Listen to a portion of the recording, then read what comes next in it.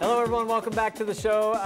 Another segment for Forbes, just to go a little bit crazy during. She's on a cleanse right now, and we have a very special guest joining us. Well, you can still enjoy great things. Insiya Rasiwala-Finn is joining us. She's a yoga instructor. If you watched our show yesterday, she was one of the people doing yogas in Ian Finn's DVD, and she's also a writer. How are you? Hi Insiya, how are you? Really good. Good, thank you for joining us. It smells so good in here right now. Thank you. What are we going to be doing today? We are going to learn how to make chai from scratch. People have certain associations with chai. They think of maybe a chai tea latte or something else, but this is true, authentic, homemade chai, yes? This is true, authentic, homemade chai from India. It's my mom's recipe that kind of tweaked a little bit and refined. It seems like every Indian family has their signature recipe. I was going to say, and everybody tweaks it. But I guess it shows that it really is which spices that you prefer. Totally, and I brought the spices so we can play with them. Okay. And that's kind of one of the things about chai that I love. It's kind of like, you can make it what you want it to be. It becomes personality. Totally. Now, what is the difference between what you're making today and what people get at Starbucks, which is called a chai tea latte? I think the Starbucks chai tea latte is kind of like, it's emblematic of our culture and how much we love sugar and how much we like fast fixes. You know, it's kind of like chai distilled. It's like syrup and milk. So they just use all the sweet stuff. Totally. And actually I was reading about the Tazo chai, and they actually leave out a lot of the pungent spices like the pepper and the cloves, and we'll talk about that in a second. Well, let's go through the spices first. Maybe you can tell us what your choice of spices that we're using today are. For sure. So I've got some cinnamon here, and that's from Sri Lanka. And then there's some fennel, which actually it's used more in North India. Yeah. And then cloves, which add a little bit of that pungency and heat. And then of course black peppers for that kind of bite. Star anise, I just use a teeny little bit of it because it's quite strong. And then this is one of my favorite spices, cardamom. Okay, it's cardamom. And it's the green pods, and you just have to smell them. Just break one open. And if people know anything about these spices, they all have wonderful health benefits. I mean, first of all, they're delicious together, but they have great health benefits. Well, and I think that's one of the reasons why chai's become so popular too, like Ayurvedic chai, because you know, we use milk with it, and I'm not a huge milk drinker, but and according to Ayurveda, cow milk is very cold and very heavy and sort of very damp. It creates a lot of dampness in your system. And we live in Vancouver. We live in Northwest. We got enough dampness We're solid in the air. for damp. Yeah. So if you want to drink milk, they say that add a lot of warming, heating spices to it, and you'll be able to digest milk better. So let's step back a little bit and talk about Ayurvedic and what it is and the thought behind it. So the Ayurvedic lifestyle, or Ayurveda, is basically a science. It means the science of life, and yoga is actually an aspect of the Ayurvedic lifestyle. So they say if you want to have a balanced life, do yoga as part of this lifestyle. And part of it also is that everything is food, like not just the food that you eat, but like the conversations you have with people, the movies that you watch, everything that you take in.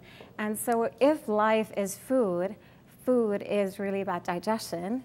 And how do you digest all these things? Digest all this stuff, wow, right? All the stimulation and all the stuff in our life. Interesting. Yeah, and so that's why, to me, like chai becomes such a cool symbol of that, because it's allowing you to take something that's heavy and cold and balance it with these spices, and then, you know, it can really help get you going. And but if you have all of this and none of that, it might. You're going to be out of sync. Exactly. Now it smells so good in here. You have to tell us what you have boiling away there. Okay, so I'm actually going to get us to work on this a little bit. Okay.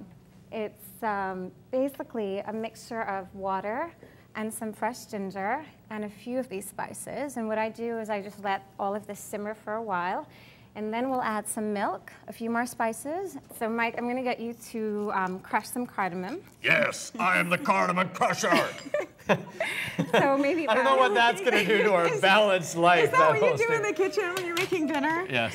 So maybe like 6 pods or so. Okay. And then we'll add a few peppercorns for Fiona. For good You just want them order. crushed lightly, or you want them decimated? Just Decimate them. okay, decimate. So how do you know you're not adding too much peppers, something too much overbearing, You try it. balancing the spices? You can play with it. I do have a recipe that I follow, and I actually posted it on my blog for you guys. Perfect. Oh, nice. You can Perfect. follow that. So we're kind of playing with those Decimated methods. enough? Perfect. Okay, Yeah. thank you. And so Whew, I'm tired. I like doing the spices fresh because then you get kind of the essential oils right there. Yeah. And then just maybe a little bit of cinnamon if you want to try your hand. Well, at and the other that. thing that must become important is sourcing, right? Like making sure you're getting good product that you're Totally. putting in there, so organic and yeah. you know, sort of well made and well grown. Yeah. And what So, about the ginger? Because you've got some sliced ginger in the pot as well. I really like using fresh ginger. Some people use dried ginger, but fresh ginger again has that really And nice that's really taste. good for your digestion too, It's isn't it? brilliant. Yeah, it just gets everything moving. It's a superfood. And then I think we've got enough of the other spices, so we'll let that go. If you want to pour maybe 2 cups of milk. And we have to talk about the tea. What kind of tea are we putting in this? I really like a tea shop called the Urban Tea Merchant, and they just opened a store right downtown. And I usually use a good, strong Assam tea or an English breakfast, and you can smell it. And it's so much nicer to get proper tea like this There you rather go. than what's in the tea bags. It got Totally. such a different flavor. Oh, it's just the loose leaves, and you know, they've got space to kind of move around, and really They're free range. gives you a really nice flavor. We've got room to move. Do you want to growl and yell at this one too? Do you want me to decimate your tea? So we're just going to let this sit for about just a minute, 'Kay. and kind of let everything infuse and get really nice and warm. Okay, we're going to do that pretend TV time. And if you were going to sweeten it, you have chosen what? I've chosen some agave nectar, and it's actually a it's really good for your metabolism, and it's non-hypoglycemic, so it doesn't like give you a sugar rush. Nice. But you can use just raw cane sugar, or you could use honey, or you could use maple syrup. So How good lots does the idea options. of that sound to you right now, Fiona Forbes? On day 6 of the cleanse, how good? I want to drink this. Yes, the whole So you can bottle. go to Insiya's blog to get her secret family recipe. Seriously, Totally. you're giving No, it I up? like that. Giving it out. She's giving it up. If you want Just to for you learn how guys. to make proper chai, there you go. And it smells so good. And I know, we're going it's to try it right unbelievable. after the break. We'll be right back after this. Stay tuned. I just ate your conversation.